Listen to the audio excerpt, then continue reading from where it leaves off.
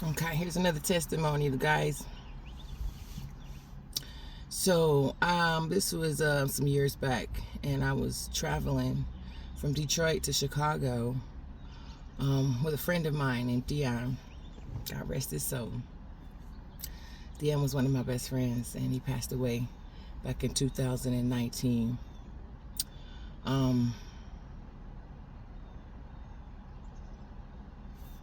So anyway, I was going to Chicago for this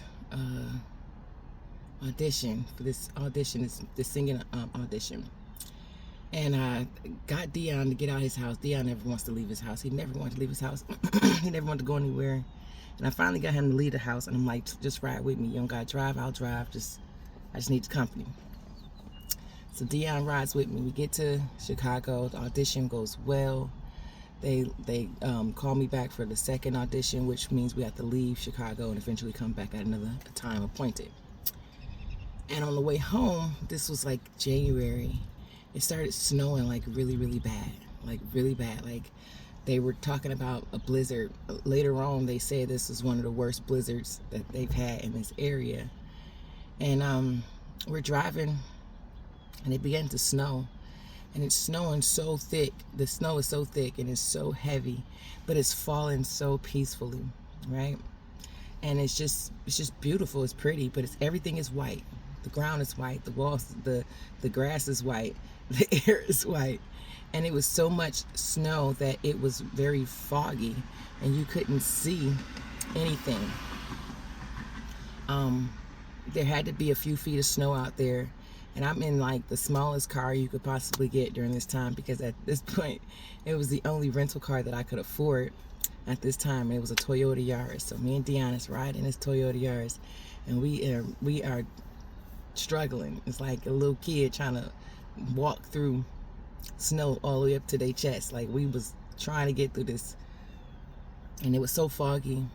And I couldn't see anything. You couldn't see the lines in the street. You couldn't see the street. You couldn't see the grass median. You couldn't see the grass dip off. You couldn't see an exit sign. You couldn't see signs that said the speed limit, or this exit is coming up, or these things are off this exit. You couldn't see anything. The snow was covering everything.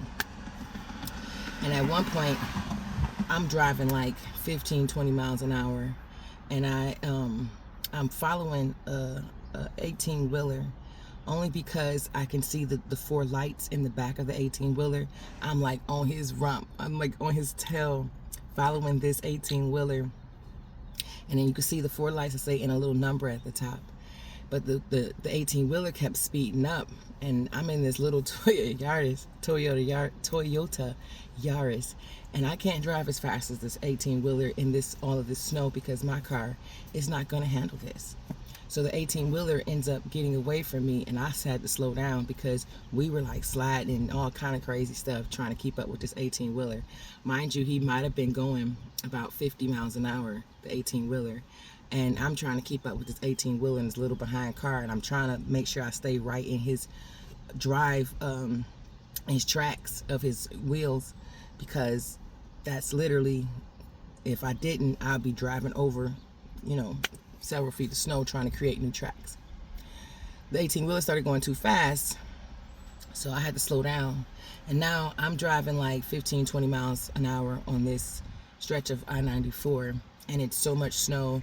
I couldn't see anything beyond the very top of the front of the hood of my car. And my car was white also. My friend Dion, he is panicking. He is like, oh my God, we're gonna die. I'm like, shut up, we're not gonna die. Just be quiet. And I'm praying the whole time like, God, I need to get off this freeway. This is dangerous. Mind you, I'm driving in this little car, and every so often my car would shift and do this. And that was an 18-wheeler that was passing me, and I couldn't see it. I didn't see where it was at. So I don't know where and how close in the distance of it was. Later on, years later, I asked God about this, and I asked him how close them 18-wheelers was to my car, because I couldn't see it, and he showed me. So I'll tell you guys that at the very end. Nevertheless, these 18-wheelers are passing me, and I'm just like, my car is rocking in the breeze of them passing me. And I'm just praying, and I'm just like, God, please, you know what I'm saying, we need to get off the freeway. This is very dangerous. I don't know what's going on, but I can't see anything. And so all of a sudden, out of nowhere, on the opposite side of the freeway, these huge stadium lights come on. Poof, poof, poof, poof. I mean, they start coming on, lining down the freeway. I didn't even know it looked like a car dealership, because when the lights came on, it was just rows and rows and rows and rows of vehicles parked like a car dealership, but there was no building structures or anything like that. I didn't know that there was a car dealership off the freeway. I never noticed it before. So these lights come on, and when the lights come on, now I can see the other side of the freeway.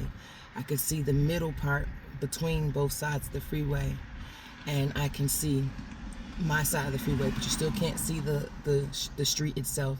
You can't see any lines in the street. You can't see the grass. All the trees were covered. All the signs were covered. Even on the right side of me, I couldn't see whether or not the ground went down the embankment or if it went up. I couldn't see where the lane was to get off the freeway. I couldn't see any of these things. And when the lights came on, I saw a sign, the corner of a sign. So you got the squares and then the little pole. I saw the corner of a sign, like the very corner of a sign, and it was green and had a white line. And that's how I knew that that was an exit. I don't know what number it was. So as I saw this, I'm on my way to get off. Before we get off the freeway, the 18-wheeler that I was following, I look, and he is now turned over into a ditch, the middle ditch, or the middle section of the freeway. I'm talking about turned all the way over, back of the truck up, the head down, everything. And I know it was the same truck because of the number that was on the back. So we inch our way off the freeway. Dion is crying. I was like, boy, shut up. You're just doing too much. Shut up. And we get off this freeway, and we go up, and we onto the street, and we see like this ominous glow in the distance, and we end up like driving towards this glow, which is across a bridge that I'm trying to be very careful not hit the curb or anything in this rental car. And we pull up in this ominous glow, and we just put the car in park, and it's like little bugs flying by me, y'all, so I keep doing this. I'm like, and we pull up in this park, and we just go to sleep. We wake up a few hours later. It's not as foggy, and it's like a bunch of random cars just parked randomly in this parking lot, which happened to be at McDonald's. And thank God no one hit each other, because no one's in a parking space, because we couldn't see anything. We eventually get off, come out of there once the fog clear up, and we make our way home. From Detroit to Chicago is like a 4-hour drive, 4.5 depending on where you're going, but 4-hour drive.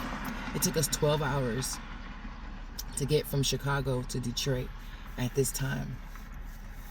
And this is just a testimony of the protection of God, how good God actually is, even in this situation.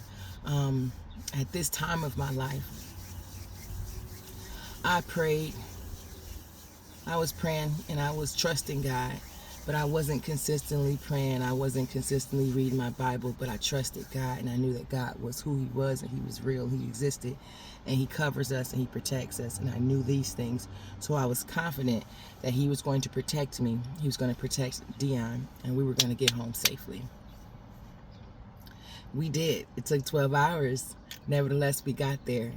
But I'm trying to tell y'all, so I remember asking God, how close was these 18-wheelers? And one day I was on my way home, and I was driving down a regular residential street in Michigan, I was going to my parents' house.